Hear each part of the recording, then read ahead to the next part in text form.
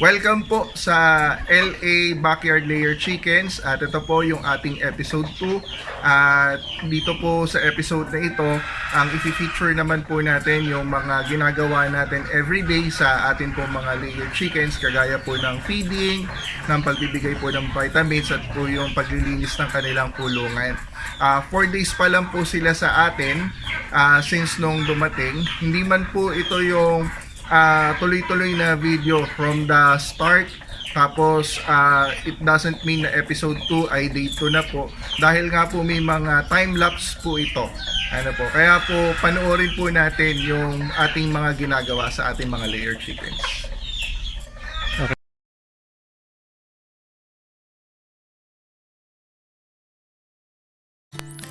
Mag-i-scoop na po tayo ng feeds po nila. Ang gamit po nating feeds ay Integra 2000 at ito po yung ginagamit nating cup.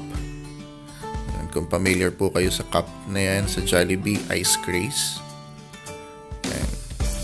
Yun nga pong cup na yan para po makapag 1.5 kilos tayo, kailangan po ng 10 na takal po sa cup na yan. Dahil nga po 3 kilos a day po ang kanilang kinakain at twice a day po sila kumakain. Dahil nga po yung 10 cups pa lang po ng 1.5 kilos dahil nga po ang video pa lang po natin today ay para po sa morning. Ayan po, if you will count yung pong pag i-scoop po natin ng mga feeds Integra 2000, lahat po yan ay 10 cups.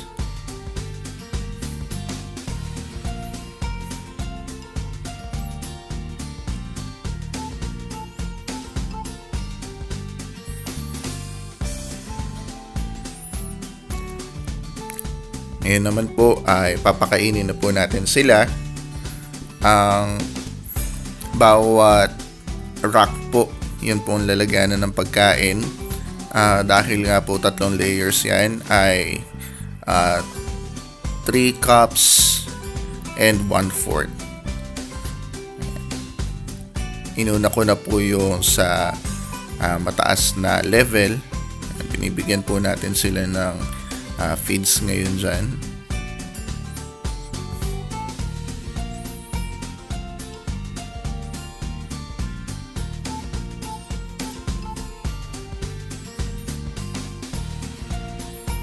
Makita po natin, pinapantay din po natin yung level ng mga feeds po natin para po even yung kanila pong pagkain.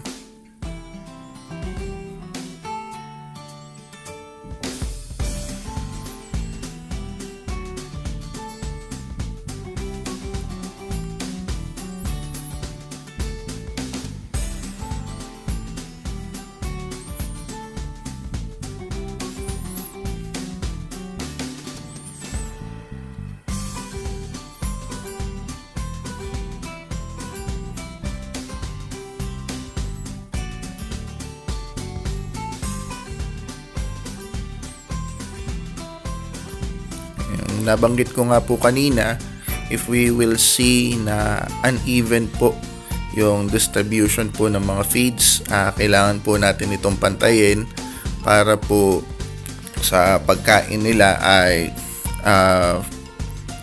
hindi po less yung makakain ng iba at pantay-pantay po yung pagkain ng lahat po ng ating RTL chickens.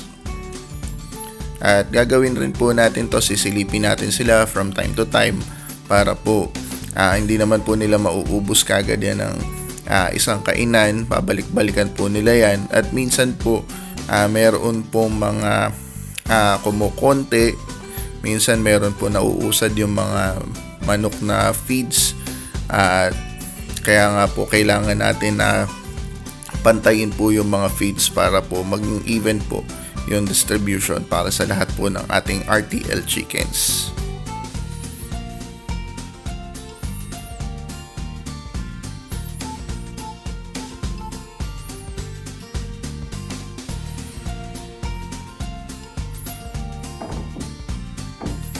Ayan, silipin po natin even dun sa taas kung meron pong hindi even para po maiayos po natin yung kanilang mga patuka. Ngayon po, ito nakikita po natin lahat sila ay tumutuka na po, kumakain na po sila. At maganda pong i-observe din po natin na dapat ay nakikita natin sila lahat na kumakain, dahil po kung merong isa na hindi kumakain, i-monitor na po natin, baka po may sakit po yung chicken na yun.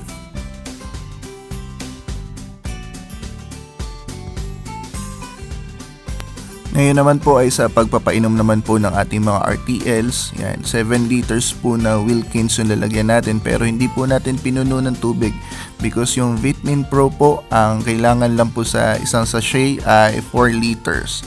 Kaya po makikita natin meron pong kulang dun sa gallon natin na tubig because it's the only requirement ng water po para po dun sa ating Vitamin Pro.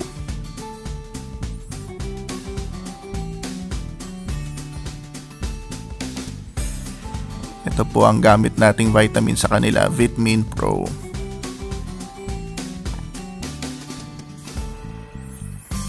Yan, halugin na po natin yung galon para po matunaw ng husto at mahalo ng husto yung vitamins na ibibigay po natin sa ating mga RTL.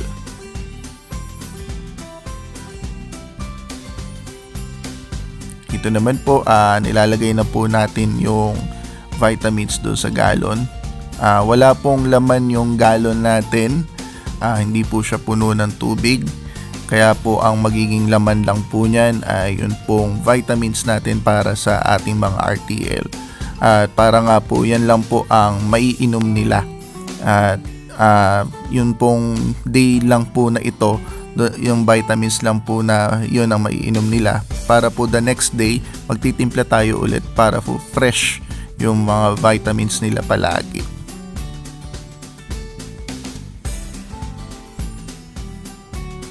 Ugaliin din po nating i-check yung mga drinkers ng ating pong mga RTL, baka po may nagli-leak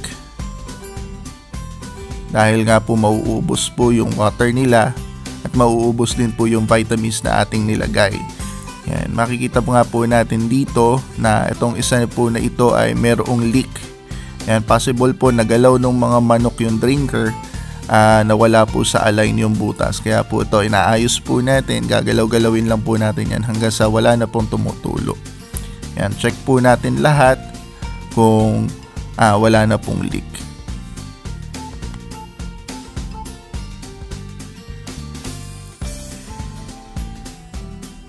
Hindi na po natin pinakita yung kung paano natin to nilinis.